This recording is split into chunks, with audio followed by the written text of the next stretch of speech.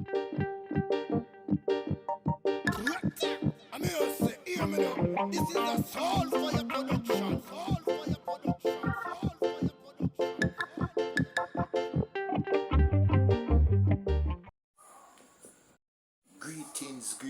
Greetings, and welcome back to another episode of Prisoner's Vice Jamaica.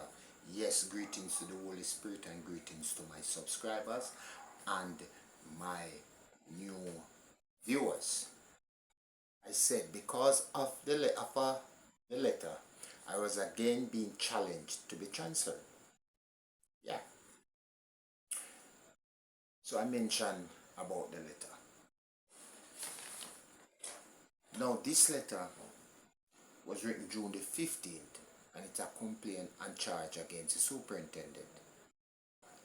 It is a lot of recurrence between the superintendent and I, which I believe the superintendent has neglected and refused to act when I make a complaint against him.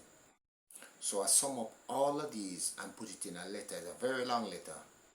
However, I choose to just underline certain areas in the letter that transpire June the 11th, and this letter has caused me to be transferred in the same month, I believe the same week. Okay, so this is what the letter said. June the 15th, 2014. Commissioner of Corrections, 2 Superintendents B Office. No, this letter was supposed to be written through Superintendent's A Office, but the superintendent and I has the altercation, and as a result I didn't believe he would have sent the letter. So I saw his deputy, have a discussion with him and ask him, let him know my problem and ask him if he would allow me to write the letter through him. He agreed and said yes. However, he threw me under the bus, said the superintendent direct me if I write it through him. We soon get to that another time, but let us look at the letter here. Good day, madam. In accordance with section 174 of the Correctional Rules and Regulation Act, I, Enzel Muir, inmate, filed this complaint against Superintendent whoever. So it stated, against superintendents, however, leadership, which I believe is prejudicial and doesn't portray natural justice. And it stated, say, from as way back as May 2013, I have filed numerous complaints. Okay? And all these complaints were put in order up to June the 11th. Yes. And 2014, June the 11th, 2014. And I continue the letter from here. A disciplinary proceedings were brought against me for what is alleged to be 3 workable cellular phones. I made known to you that 2 are non-functionable shell and the other was functionable. When the matter was called up, I was asked to plead, and I have not yet done so for the following reason. A. I did not receive detail of the specific section or any section for which I supposedly breached. This is contrary to section 36 of the Correctional Act. I must be informed of the specific charge that I am answerable to and to make my defense. B. The said section 36 requires that before I enter a plea in a hearing, I must be given that opportunity to hear the charge and evidence against me. I have not seen any evidence against me, nor was the officer who has gathered any such evidence was not present when the matter was called up for the hearing. See, the former commissioner of correctional services ruled in an hearing that any such evidence as article article must be abided to pursuant to section 132 of the Correctional Rules and Regulation Act. Now, according to the superintendent, he called and put the matter to his superior, who insisted to proceed with the trial and to adjourn the proceeding until the officer is present. We can pause here. As I said, because of this letter, I was again being challenged to be transferred. That time, me take it.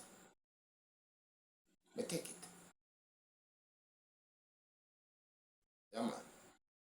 And the reason why I take it, because he was the one who would have write my parole report. And I started to look at it and say, I don't trust this man to write it. Although I have exercised a section of the Parole Act, section 7.1, I believe, where it said that parole applicant has the right to submit a report on his behalf. I have done so. And maybe is that also helped me to get the parole. In fact, I have taken the transfer. So I ended up in an institution where a superintendent knew me during all my incarcerated time in prison. So he could give a better report on me. So, anyway, a few weeks at my new facility, I was called to the superintendent's office by an inspectorate who was sent from the GG's office to investigate what took place June the 11th, 2014, and the accusations that were brought on me. These accusations also caused for me to be transferred, and that is why the Governor General's office was interested in it, because these accusations are very serious when I heard them. Yeah. And these claims and accusations are mutiny, incitement to cause unrest and mutiny, and threatening to hold him hostage for massive escape. No, are incitement to cause unrest and mutiny, and threaten to hold him hostage for massive escape. Now, when me hear that, the first thing me start laugh. No. I remember me start laugh. And I was there laughing. And he asked me, why me I laugh? But I just keep laughing away. Until he said, Mr. Muir, I see where you apply for parole. And you're taking this thing for a joke. This is a serious allegation against you. And you're there sitting and laughing at it. This was when I cooled down. And I asked him to get the correctional acts. Now, why was I laughing? I was laughing because these were not proven, and I know I can prove them to be false, deceptive, and all ignorance. So, when he got the acts,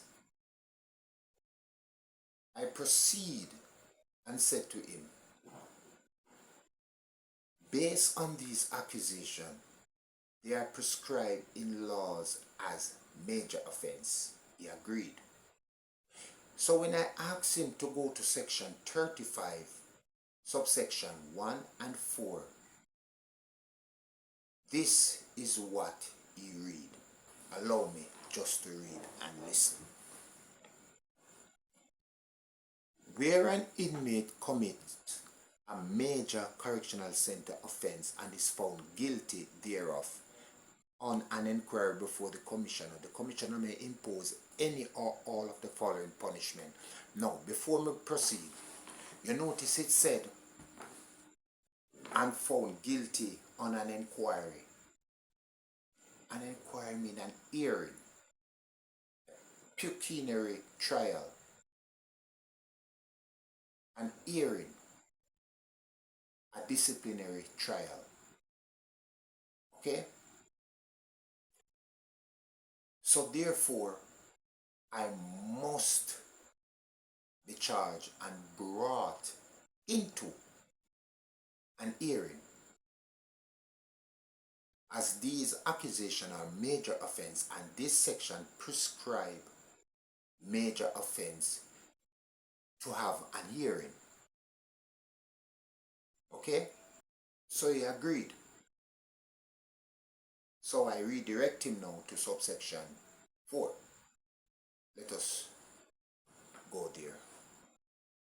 Now while I'm there, now listen and see if any of these things you hear mentioned earlier now relates to what is said here.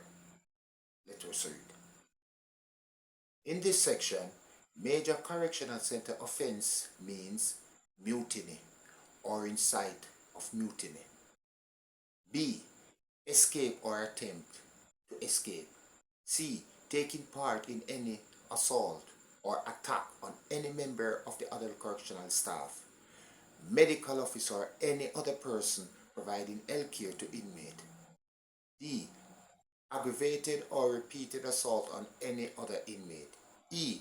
Willful destruction of property belonging to the adult correctional center. F. Willfully caused to himself any illness, injury, or disability. And last, persistent repetition of any minor correctional center offense. When he was through, he asked, so I said, these are chargeable offenses. Yet I was not charged, nor were there any record of any charge, nor hearing. Then I referred him now to section 36 of the Act. And this is what section 36 of the Act states. Let me get this. I have this on paper. An inmate shall not be punished pursuant to section 35, that is what we mentioned earlier on, unless she has an opportunity of hearing the charge, and evidence against him, and of making his defense. I am to face a hearing, and I am to make a defense. I did not get the chance to make a defense. Okay? So I proceeded and referred him to section 37, A and B, A, B, and C of the same correctional act. And this is what it reads. Give me a minute again, let me get to the paper. Section 37. Listen to this carefully. Where a punishment is imposed on an inmate. No, listen to this. A major offense must have an hearing. If you find me guilty, you have to punish me.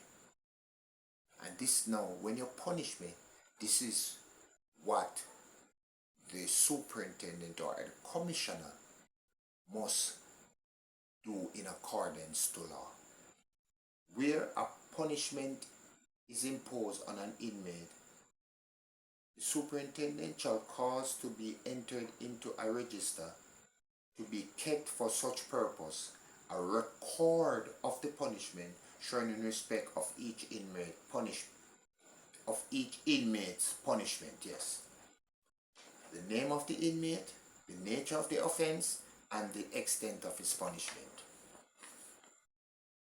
Now, when the inspectorate received all this information,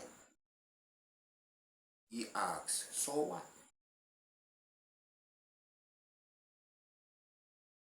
Then I said to him,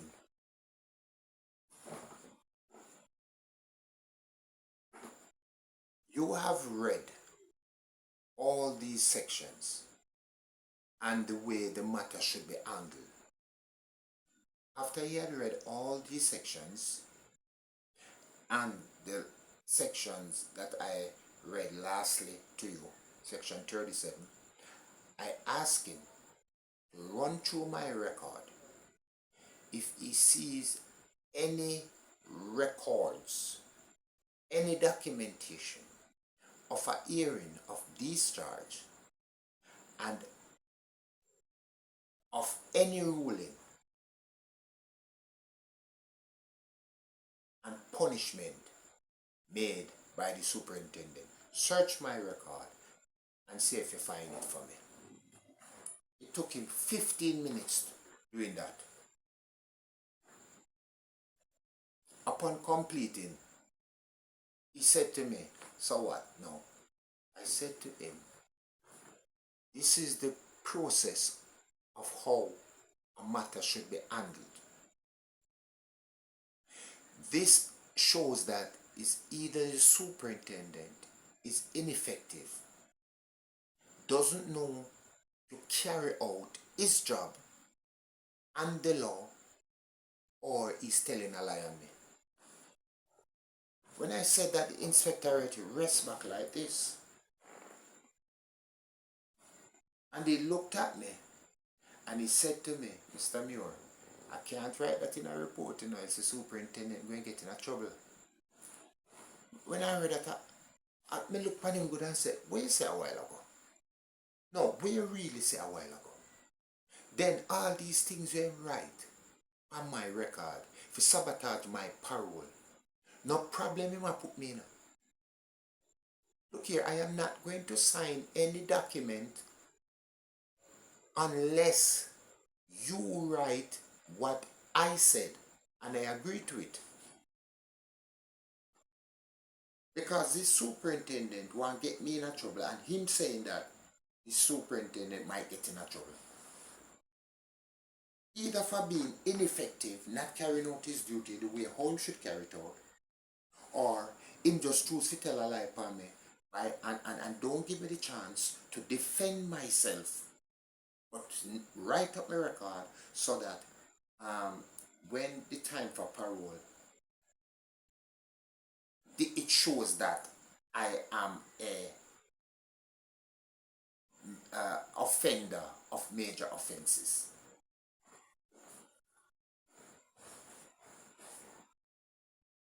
So the inspectorate took my statement, and yes, he had to make corrections. Then I signed it.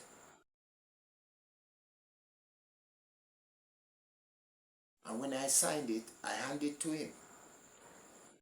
He left.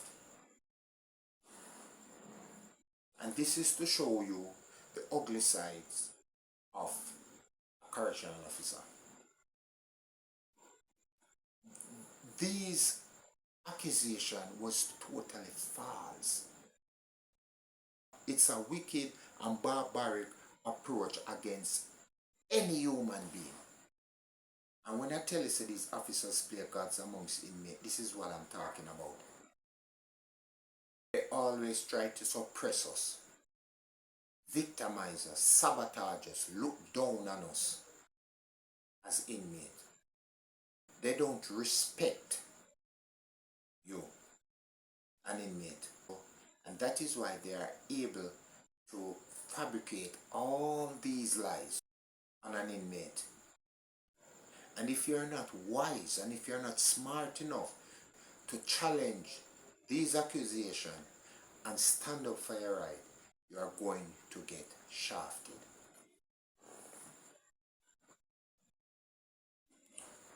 Most of the time I feel it with some of the inmates who cannot defend themselves.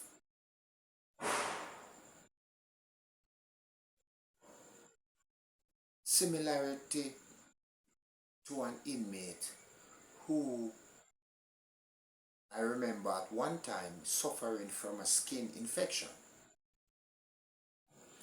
Now, we heard that a commissioner at the time was visiting the institution. Now, all of us was locked in. The inmate chose to call the commissioner. Now, this commissioner, him not talk with prisoners. Him just walk.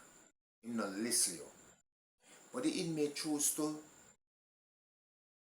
I should say, him not stand up to listen you.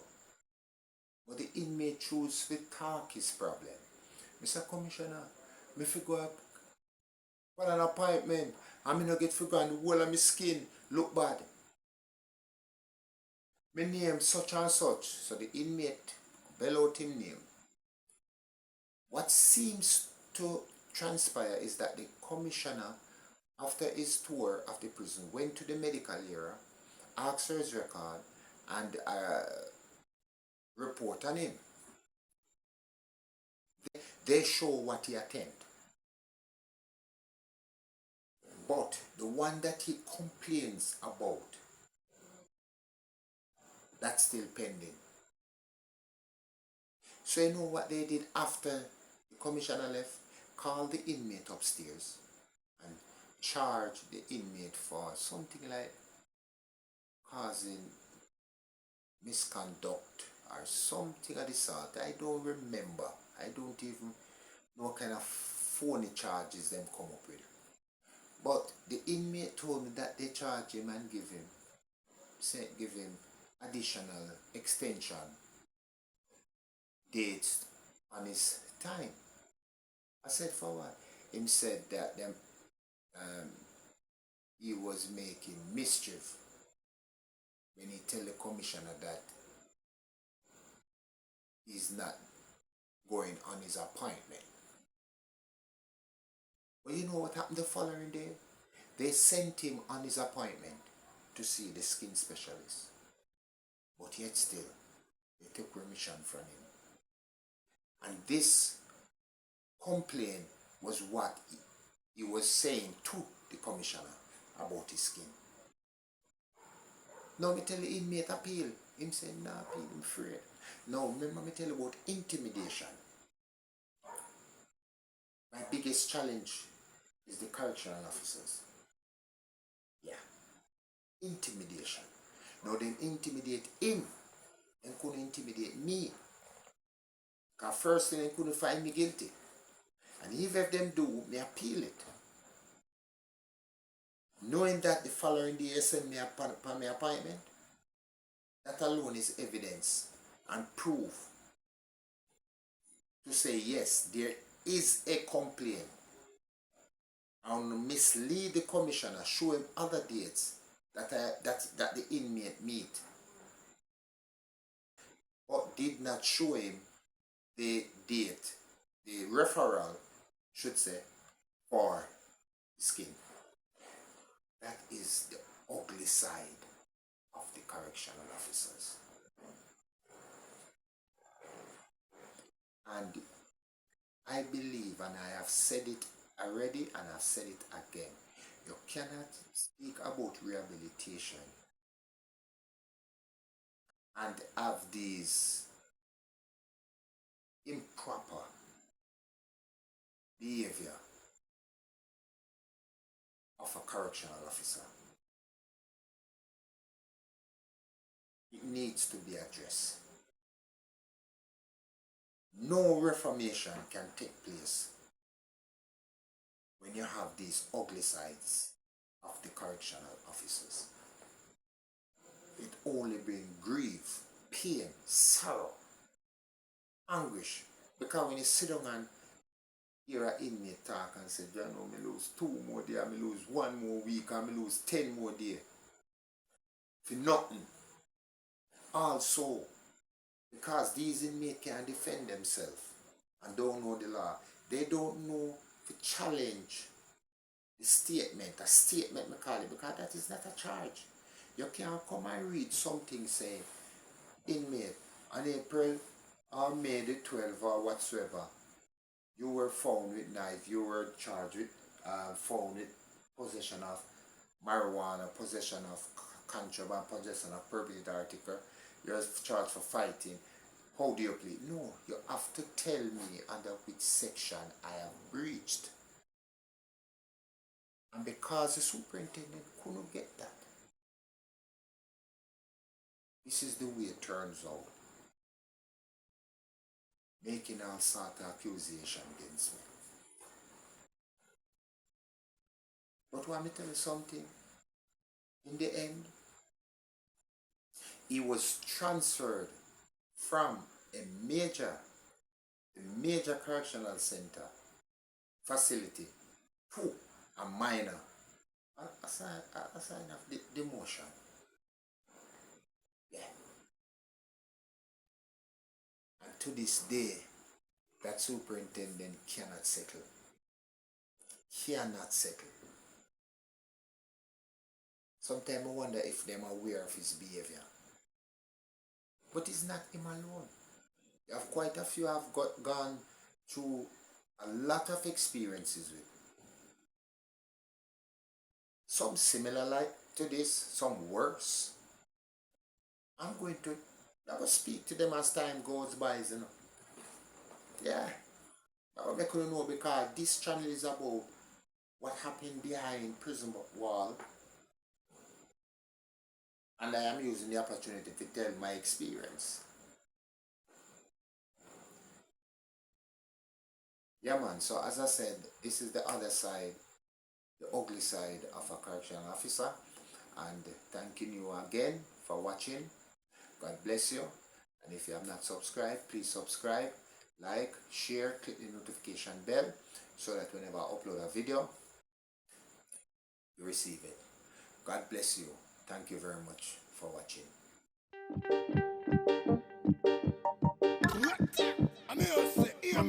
This is a Soul Fire production.